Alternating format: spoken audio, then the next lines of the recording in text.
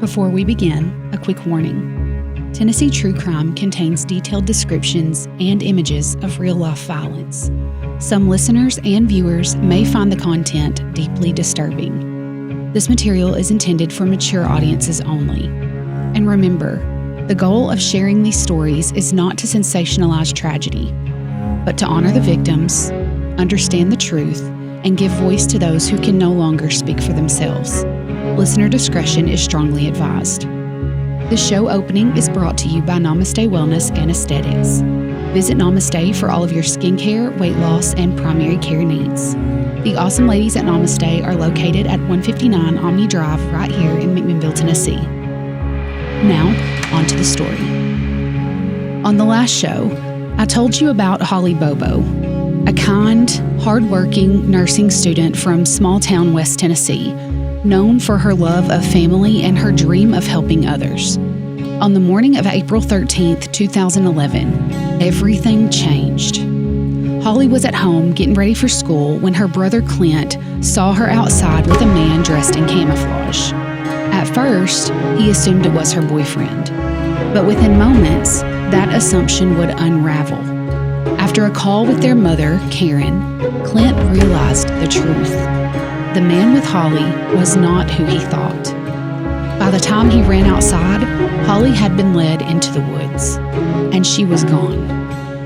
What followed was one of the largest search efforts in Tennessee history. Hundreds of volunteers combed the woods. Investigators found blood near the carport, and pieces of Holly's belongings started turning up, scattered across the area.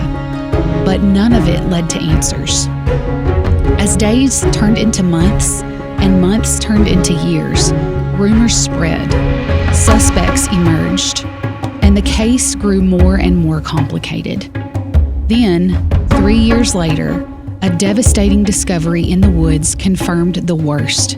Holly Bobo was no longer missing. This was now a murder investigation.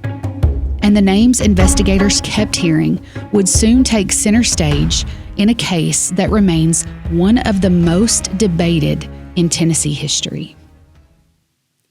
They say the South never forgets, and Tennessee, she remembers everything. Welcome to Tennessee True Crime, where the shadows of the volunteer state's past meet the stories that refuse to be forgotten. I'm your host, Tiffany Morgan. Each week, we dig into twisted tales of betrayal, violence, and mystery. The ones where whispers carry truth, and the answers are never as simple as they seem. Let's step into the dark and piece together the clues. Because in Tennessee, some secrets still haunt the hills. This is Tennessee True Crime. Down through the smoky hollers where the cold wind sighs, footsteps fall where the moonlight hides, whispers over rivers, a secret lost in time. Welcome to Tennessee True Crime.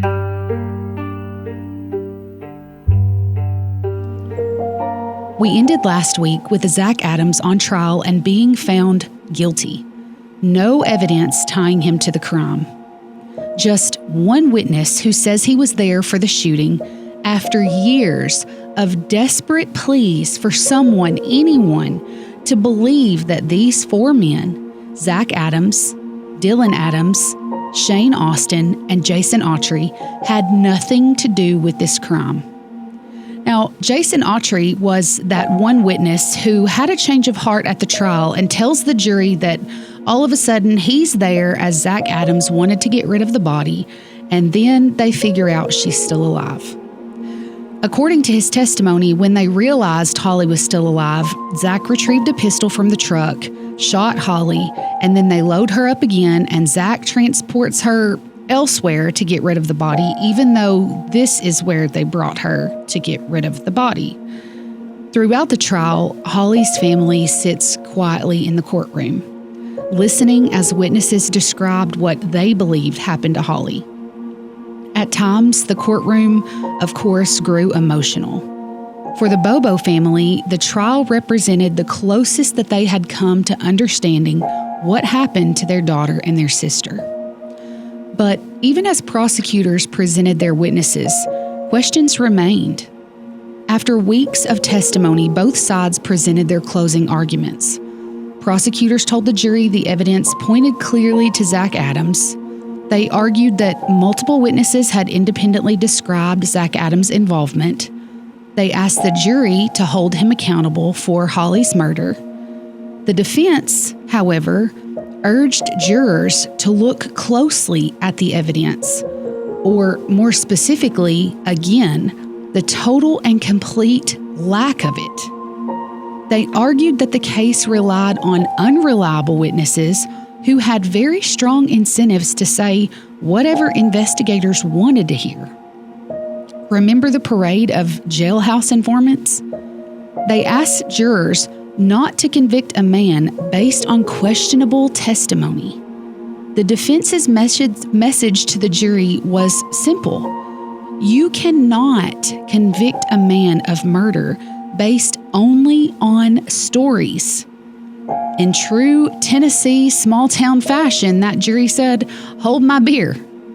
And after deliberating, the jury returned with its decision.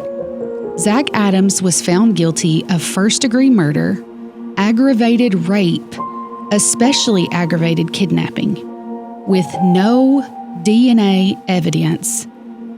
No evidence at all. Guilty. Now, if I'm a juror, that's reasonable doubt for me, which means you cannot find him guilty. I'm sorry. The verdict, of course, brought emotional reactions inside the courtroom.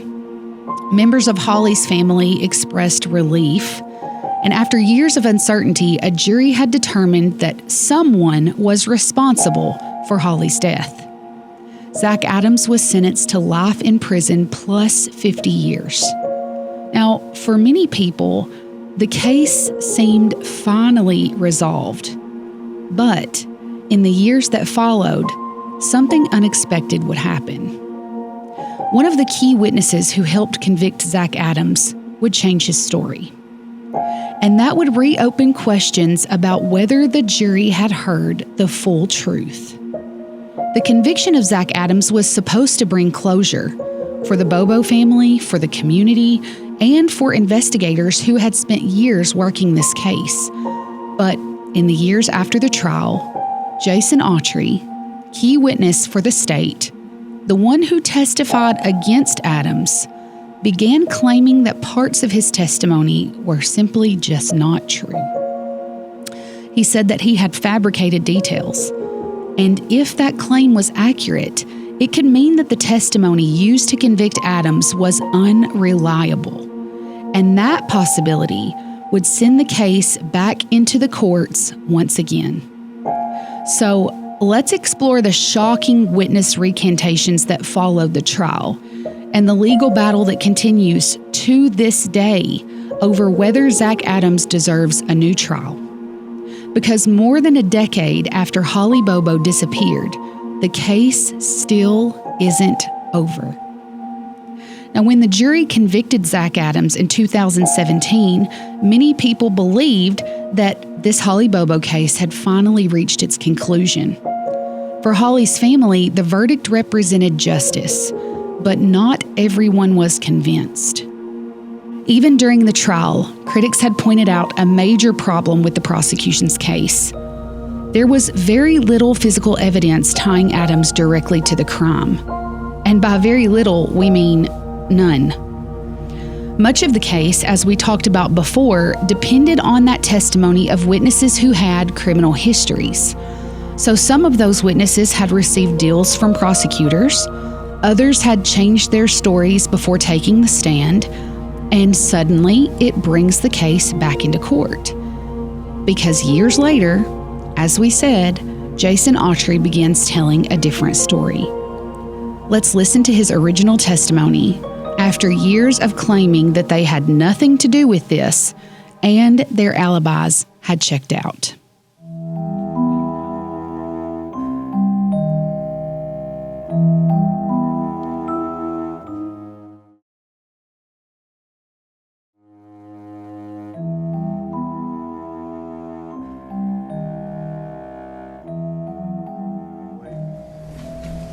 got out, the first thing I noticed was a burn barrel that was burning. The second thing was Dylan was standing in the doorway with his shirt off. Shane was walking around saying, "Y'all need to hurry up and get the hell out of here," and holstered on his side was a firearm. I'm so sorry. Can you repeat, please, your last statement? Can you say it again, holstered? She couldn't hear. Yeah. When I pulled in, there was a large fire burning in a burn barrel. Dylan Adams was standing at the door of the trailer. Just moving it so you can talk.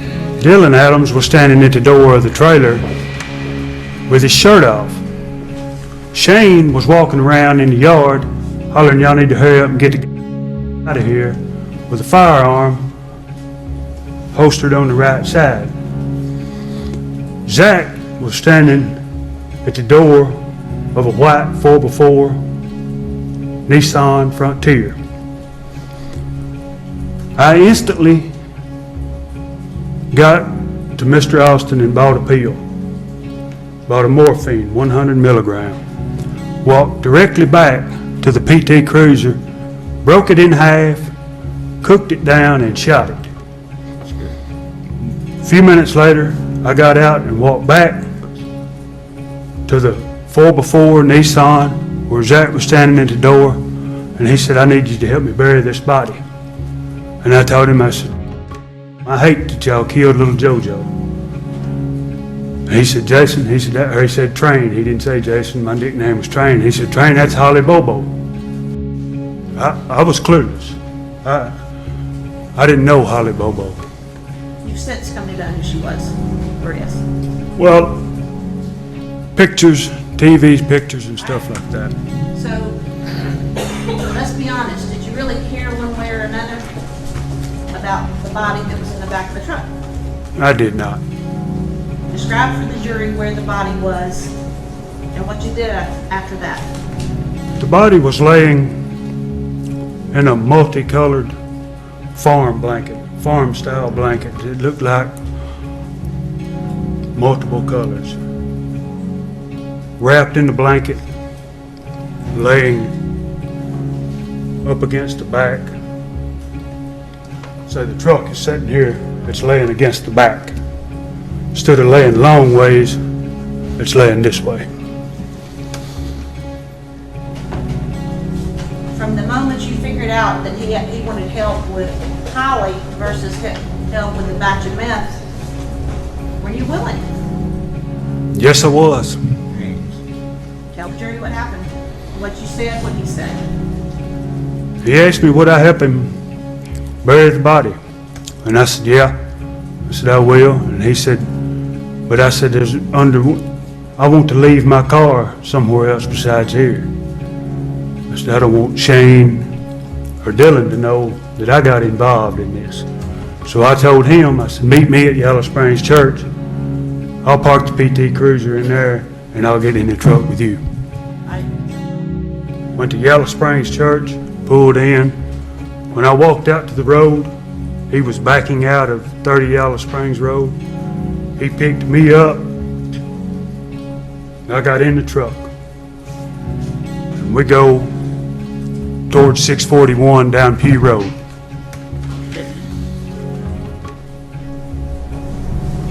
Mr. Autry, you've now gotten into the truck with the guy who says that Holly Bobo is dead and wrapped up in the truck bed. So tell the jury what you guys talked about. As we got going down the road, I brought it to his attention that there were no shovels or pickaxes in the truck. How are we going to bury a body with no shovels or pickaxes? He looks at me and like he's lost. And I said, I don't know of nowhere a man can just pull up and get a shovels and pickaxes with a dead body in the vehicle. I told him that some years back that I had been underneath Interstate 40 bridge and there was a body floating. And I told him, I said, the only thing holding the body up was the intestines. Yes. And we set a course that direction. Why did you mention a body floating? What did you talk about specifically? What was your plan of disposing of Holly's body? Mr. Gutter put her in the deep end of the slough. I told him, I said, you put her in the deep end of that slough, turtles, and she'll eat it up, just like that. I got out of the truck with the right hand, and I grabbed the upper torso of Miss Bobo. Jack come around, let the tailgate down. I brought the upper torso to the end of the tailgate where he grabbed the legs, and I set the head, the upper end, on the riprap pile. Did you notice anything about the blanket or the truck, the bed of the truck? Did you see anything? In the bed of the truck, there appeared to be a small amount of blood, like the bed of the truck, and it looked as if it had just lightly skidded over. And the blanket at the upper end of the torso that I grabbed had a small blood spot, maybe the size of an orange. Inside, because I don't think they can see over here. Maybe the size of an orange.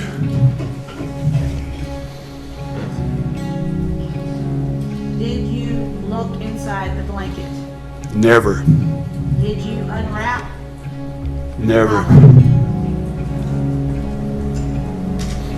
How were you able to swing her body around and you get the top part and Zachary Adams gets the bottom part without unwrapping the blanket? I grabbed the blanket just like you would this shirt right here. The body didn't weigh very much. I was in pretty good shape. I'm a pretty good sized guy. I grabbed the blanket just like that right there. And walked to the tailgate of the truck. At that time, you grabbed the legs. We set the body down with the upper torso on that pile of riprap that y'all just showed, that we just discussed. After you put Holly's body down on the riprap, what happens? Mr. Adams goes to the driver's side of the pickup. I'm standing over the top of him, my hands on my knees. She being right here. And at that time, I see a foot move, a movement, and a sound of distress that sound like come out of the voice, come from the blanket. At that time, I walked to the door, to the passenger side door of the pickup, and Mr. Adams was digging in a fanny pack. I told him, I said, "This is still alive." We just stopped for a second. I walked to the front of the truck. And I told Jack, I said, "She's heard my name called and heard me talking and all." At that time, he wheels around, walks back to the driver's side pickup, out of the floorboard of the pickup, he pulls a pistol, the same pistol that was holstered on Mr. Austin's side at 30 Yellow Springs Road. And at that time, boom, the gun sounded, the gun went off. And it sounded like to me But it shot 3-4 times underneath that bridge. I had done made it back. I had done started my way back this way. And it sounded like boom, boom, boom underneath that bridge. It was just one shot, but it echoed underneath that bridge all the way down that river bottom. And when that gun went off, there was Martins went everywhere. Sorry, what's in Canada? Martins, bridge, birds went everywhere. Just all up under that bridge. And it was just dead silence for just a second. I was still in this general location right here. And I heard a boat. A boat crank up, a boat running somewhere in either here or over here. Somewhere there was a boat. Or either down the Tennessee River, it was right here. And I took off running. Run back over to the truck. And I told him, I said, "You have been seen or heard." And at that time, Mr. Adams grabbed his feet. I grabbed the same spot at the upper torso. Blood spot. It's probably the size of a grapefruit at that time. We load the body back into the truck in the same fashion, shut the tailgate, and tear out of there like wild Indians.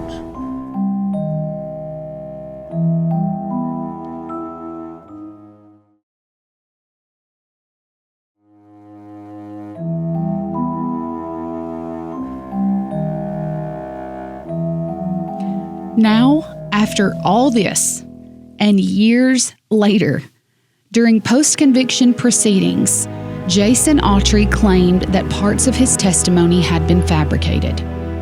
Now, according to statements made during later hearings, Autry said he had constructed portions of his story while sitting in jail reviewing evidence related to the case. He allegedly recreated his own movements on the day that Holly disappeared and then just inserted Holly into that timeline. In other words, he suggested that parts of the story he told at trial were not based on firsthand knowledge. Autry also claimed that discussions with his attorney influenced the decision to cooperate with prosecutors. Now, at the time, he was facing serious charges himself, and by testifying for the state, he avoided the possibility of a life sentence. Autry said that he actually found out about the Holly Bobo case while he was sitting at a bar. He says someone came in talking about police looking for the Bobo girl that went missing and says, "Hey, everybody that's in here, y'all been drinking it up, so don't take that route home if you don't want to be arrested for drinking and driving." Now, Jason Autry said he never really began to feel like he had been targeted because he was innocent, saying that he didn't even realize that people in town were throwing his name out there. He said that he often wonders what put his name in people's minds in the first place, and he still doesn't know. He said that he really believes that those boys were the ones that they wanted prosecuted, so that's what they got. Otherwise, why would you blame people that you have no evidence on and also corroborated alibis, including receipts and video evidence of them at an ATM when they said they were there, meaning they could not have done that in that time frame? But get this, the attorneys presented that evidence to the TBI, and apparently, she says, they said they don't want it. What? So, how did Jason Autry go from proclaiming his innocence for so long to then saying that he was involved and watching Zach Adams shoot Holly Bobo and just giving up the ghost? Well, he says it begins as a routine conversation with his attorney. Jason Autry maintains, "Listen, I had nothing to do with it." He said, "I'm sticking to this. Nothing can change my mind. I'm innocent. I'm not talking about it." They come back a year later because, as we know, this has dragged out and dragged out. So they come back a year later and start talking about it again. And Jason Autry says, hey, let's just go to trial. If they find me guilty, they find me guilty. But I did not do it. I'm not saying I was involved in something that I didn't do. So his attorney says, you know, Jason, this is going to be like a child molester case. Everybody is going to say, poor Holly, and you're going to be toast. He said his attorney told him there's a 95% chance that no matter what this evidence says, once your name is brought up in court with this, you're going away for life. He asked his attorney then, is there anything I can do to help this situation? And eventually, he says, to save his own skin, his attorney says, you need to testify. And from there on, they rehearsed the story that was told in court. They took him down to the river and planned the whole story. And that whole fabricated thing was set in 3 days. He asked them, hey, can I just say that I saw the body in the truck? Will that be good enough? But his attorney says, if you're going to play with them, you got to play all the way. He said that he didn't even know that Holly had been shot if it hadn't been for the TBI releasing the information about the skull. Jason Autry said that due to his testimony and feeling horrible about what he had done to save his own hide and helped convict an innocent man, he actually became suicidal and tried to take his own life not once, but twice. He felt extreme guilt for what he did to Zach Adams. This whole thing is just bizarre to me. Now, those revelations raise serious questions about the reliability of the testimony that helped convict Zach Adams, as it should. And Jason Autry wasn't the only witness whose credibility came under scrutiny. Defense attorneys argued that several individuals who testified at trial obviously had reasons to cooperate with investigators. I mean, some were inmates hoping for reduced sentences. Others were individuals involved in criminal activity. Maybe they wanted some leniency for that. They argued that some of these witnesses may have told investigators what they believed prosecutors wanted to hear. So those claims became the focus of post-conviction hearings. And years after the trial, the case returned to court. Now, post-conviction proceedings allow a defendant to challenge a conviction by arguing that errors occurred during the trial. And during these hearings, witnesses were questioned again. Statements made during the original trial were very closely examined, and the court began reviewing whether the testimony presented to the jury had been accurate. The hearings lasted for months, and they brought renewed attention to the case across Tennessee. In a dramatic moment during the hearings, Zach Adams himself finally took the stand. Now, Adams, of course, denied involvement in Holly Bobo's murder. He claimed that he had been wrongly accused. Adams also challenged the testimony of the witnesses who had implicated him during the trial. His attorneys argued that the case against him was built largely on statements that cannot even be independently verified. Let's take a listen to some of Zach Adams' testimony. Has your defense always been straight up innocence? Always. Till my last breath on this earth, it's always going to be innocent. Then why didn't you testify? The reason I didn't testify, a week before my trial, Jennifer Thompson had my mom and my cousin come in from Atlanta. My mom had to take off work and come up here, and we all met at the Savannah jail over here in the library. And they had already talked before this and planned all this out, but they got up there, she got my mom up there and my cousin up there, and my mom made me promise that I wouldn't testify because all the bad things that the state was going to try to say about me, and you know, they just didn't want me to testify.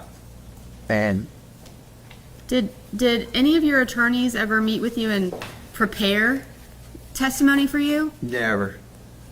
Did you discuss taking the stand with Miss Thompson? I did multiple times, and the way I guess that she practiced, she's tried to say that she didn't want me to. She didn't want me to at all. Okay. I was advised not to. I wanted to bad. How about with Mr. Simmons? Did you have that conversation with him? I did, not that I recall. Okay. Did the pressure from your family and the advice you received from counsel, did that in any way affect your decision not to testify? It did. Do you recall Judge McGinley asking you questions, saying, is this your decision not to testify? It did. He did ask me that, and at the time, I didn't realize I could have said yes, and went against my lawyer. I just was going with what Jennifer. We paid her a lot of money. She was a paid attorney. We paid her a lot of money, and I was told to listen to her, and that's what I did. Then, what you know now, would you have testified? Absolutely. And I just have to ask these questions one more time. Did you kidnap Holly Bobo? No. Did you rape Holly Bobo? No. Did you murder Holly Bobo? No. Did you have anything to do with the disposal of her remains? No. And if I would have knew anything about this, it could have helped in any way possible, I would have. And is everything that you testified today the truth? Absolutely. That's all I have, Your Honor. Citations, Lord. Thank you, Your Honor.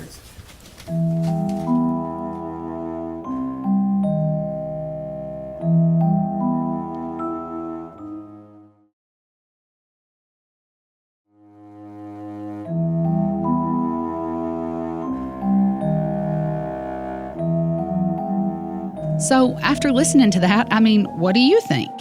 They asked the court to grant Adams a new trial.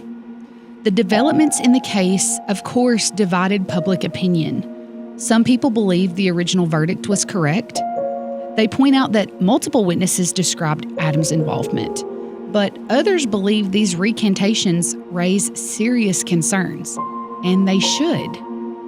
They argue that when key witnesses admit that they fabricate details, it undermines confidence in the conviction. You think?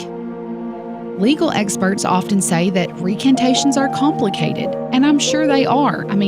Sometimes witnesses change their stories because they lied the first time, and other times they recant for entirely different reasons. Sorting out the truth can be very difficult. And that's exactly what the courts are still trying to do in the Holly Bobo case.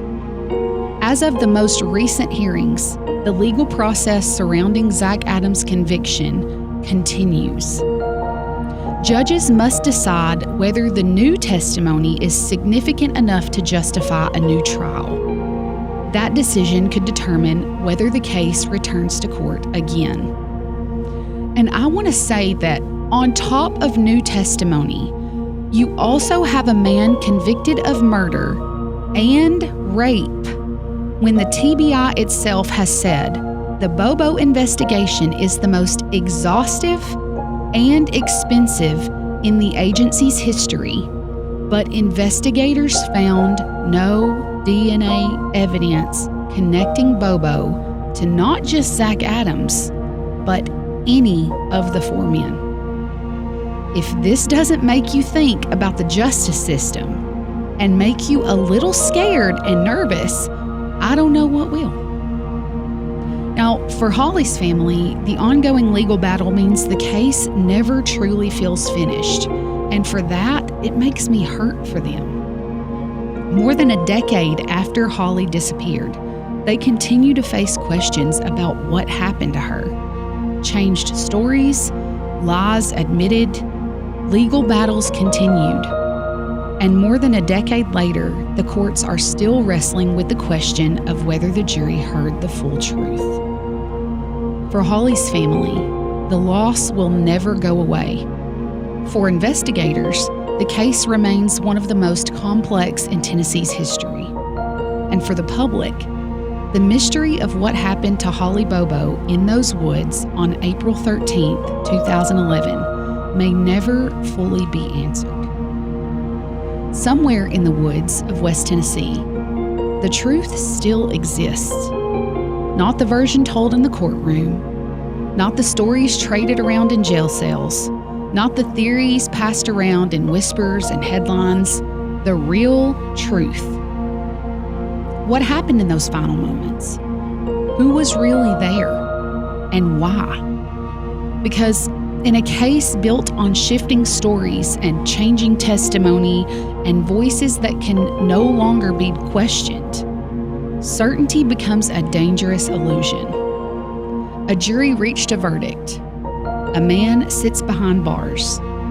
But when the very words that helped seal that fate begin to unravel, you have to ask yourself, was justice served? Or was a story simply convincing enough to be believed? Now, for Holly, the silence remains. For her family, the grief never ends. And for everyone still searching for answers, this case leaves behind something far more unsettling than mystery: doubt. Because if the truth can change, and if memories can be shaped, and if testimony can be built instead of truly remembered, then what really happened that morning may still be out there, buried, waiting. And maybe one day it will be found. Or maybe some secrets in Tennessee were never meant to come to light. This episode, Into the Woods, Part 2, was written and hosted by me, Tiffany Morgan, and produced by Main Street Media. Background music and theme song by John T. Productions. Research support from Court Archives, ABC News, Fox News, Law and Crime Network, and Court TV. This finale was brought to you by the wonderful folks at Jones & Company Real Estate. If you are buying or selling a home, come visit us at 304 Mulligan Street or give us a call at 931-474-2020. There is a wonderful team of qualified and friendly realtors ready to go to work for you. And if you'd like to sponsor an episode, we would love to partner with you. Our sponsors keep our shows funded and running. To support Tennessee True Crime, follow us on Facebook at Tennessee True Crime and Instagram at TN True Crime. You can also find case and evidence photos on those socials. We are now also on Spotify and many other streaming platforms, so give us a follow, and when you listen, please leave a rating. If you have a case that you're interested in me covering, please feel free to email me at tntruecrime@mainstreetmedia.llc, and I truly appreciate those of you who have already reached out. Join me next week as we uncover another Tennessee case that left a lasting mark. Because here in Tennessee, we never stop telling the stories that matter. And some secrets we refuse to let stay buried. Tune in next time on Tennessee True Crime. Down through the smoky hollers where the cold wind sighs, footsteps fall where the moonlight hides, whispers over rivers, a secret lost in time.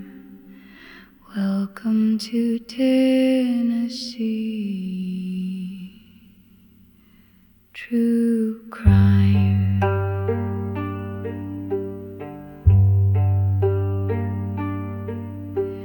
Dark tales in the mountains where the mist won't lie, echoes of the fallen under starless skies. Hear the hush of memory, the voice of the unsaid. This is Tennessee True Crime, where the shadows tread.